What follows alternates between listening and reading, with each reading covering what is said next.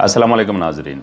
यहाँ इस ख़ित्ते में अगर हम देखें तो पाकिस्तान, हिंदुस्तान और चीन के दरमियान एक त्रिकोण यानी ट्रायंगल कायम है, जो कि ख़ास कर दिफा के शोबे में इंतहाई अहमियत रखता है।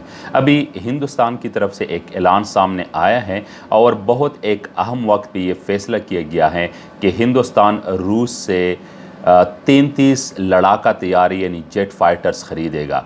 ये ऐलान एक ऐसे वक्त में सामने आया है जब हिंदुस्तान और चीन के दरमियान सरहद पे तनाव कशीदगी लद्दाख के इलाके में जारी है। नाजरीन, इसके मुतल्लिक मैं आप लोगों को बताऊंगा, लेकिन अभी तक अगर आपने इस चैनल को सब्सक्राइब नहीं किया तो प्लीज़ इसको सब्सक्राइब करें, बेल आइकन को प्रेस करें ताकि आप लोग नए वीडियो अपलोड से मुतल्ला रहें और अपने दोस्तों के साथ शेयर करें। चीन और हिंदुस्तान के दरमियान ये सरहद का तनाज़ा कोई नया तनाज़ा नहीं है, बल्कि इसका आगाज़ कोई 1959-60 में हुआ था, जब दोनों ममालिक के दरमियान पहला इस तरह टकराव वहाँ पे लद्दाख के इलाके में हुआ। उसके बाद यही कशीदगी बढ़ते बढ़ते जंग की सूरत इख्तियार कर गई, जब 1962 के अक्टूबर और नवंबर में ये दोनों ममालिक आपस में टकरा गए। कोई एक महीना जंग जारी रही, जिसके बाद इन दोनों के दरमियान सफारती ताल्लुकात मुनक़ते हो गए और फिर 1978 में यही ताल्लुकात जो हैं वापस बहाल हो जाते हैं।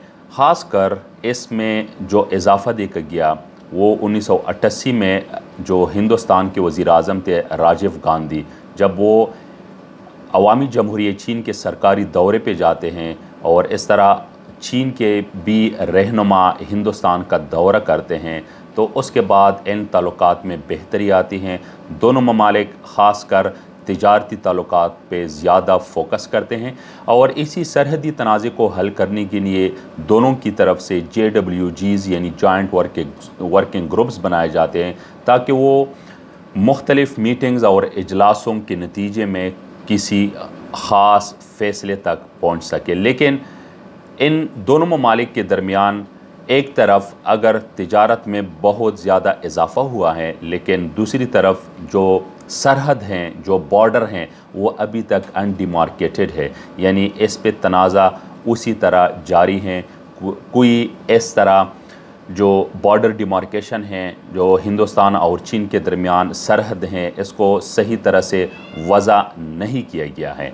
तो इसलिए ये कहा जाता है कि उसी 1962 की जंग से लेकर अब तक यानी 2020 तक अभी जो कशीदगी हैं चीन और हिंदुस्तान के दरमियान, ये बहुत ज़्यादा शिद्दत वाली है, क्योंकि पिछले महीने यानी मई 2020 के 5 तारीख़ से यानी 5 मई से ये कशीदगी जो हैं बढ़ती चली आ रही हैं, जब दोनों ममालिक की फ़ौजें आमने सामने हो गई हैं और ये स्टैंड ऑफ जो हैं अभी तक बरकरार हैं।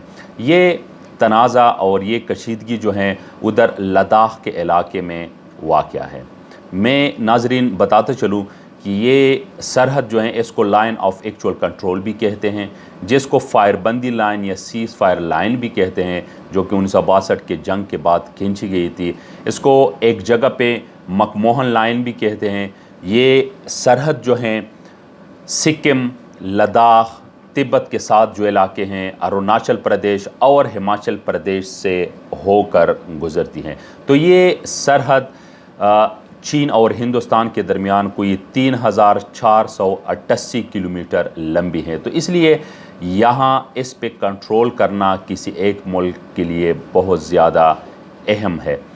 पिछले महीने यानी मई 2020 में ये कशीदगी किस तरह शुरू हुई, जब हिंदुस्तान की तरफ से वहाँ पे सड़क तामीर की जा रही थी, रोड कंस्ट्रक्शन हो रही थी, जिस पे चीन ने एतराज़ किया कि ये इलाका हिंदुस्तान का नहीं बनता बल्कि चीन का बनता है। फिर ख़ास कर अभी पिछले दिनों अगर हम देखें, कुछ दिन पहले हिंदुस्तान के 20 फ़ौजी जो हैं वो मारे गए हैं। मुख्तलिफ़ रिपोर्ट्स के मुताबिक उनमें से एक फ़ौजी अफसर भी था, जबकि कुछ ये कहते हैं कि उनमें 4 फ़ौजी अफसर शामिल थे। तो इसलिए ये एक बड़ा दचका था हिंदुस्तान के लिए। अब हिंदुस्तान मजबूर हो गया है कि वो कोई इमदाद हासिल कर सके। सर जंग यानी कोल्ड वार के दौरान چین کا سب سے زیادہ اسلحہ یعنی کوئی 80% اسلحہ بلکہ اس سے بھی زیادہ وہ سوویت یونین یعنی روس سے آتا تھا۔ اب سوویت یونین کے خاتمے کے بعد جو رشین فیڈریشن ہے اب بھی ہندوستان کا نصف سے زیادہ یعنی 50% سے تھوڑا زیادہ اسلحہ جو ہیں اب بھی روس فراہم کرتا ہے۔ اس کے بعد جو ہیں اسرائیل ہیں، پھر فرانس ہیں اور پھر امریکہ ہیں۔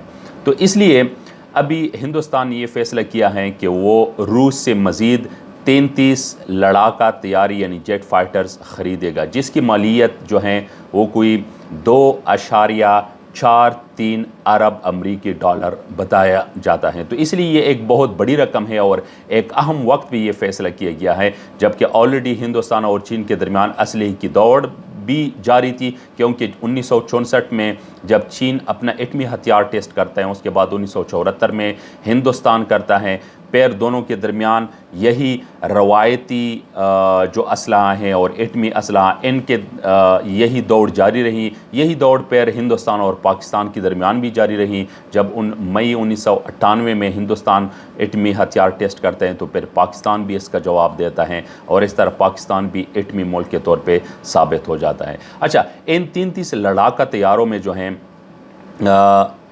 ان میں کوئی 21 جو ہیں وہ میگ 29 طیارے ہیں اور کوئی ایک درجن یعنی 12 جو ہیں وہ SU-30 طیارے ہیں۔ تو یہ بہت اہم خیال کیے جاتے ہیں۔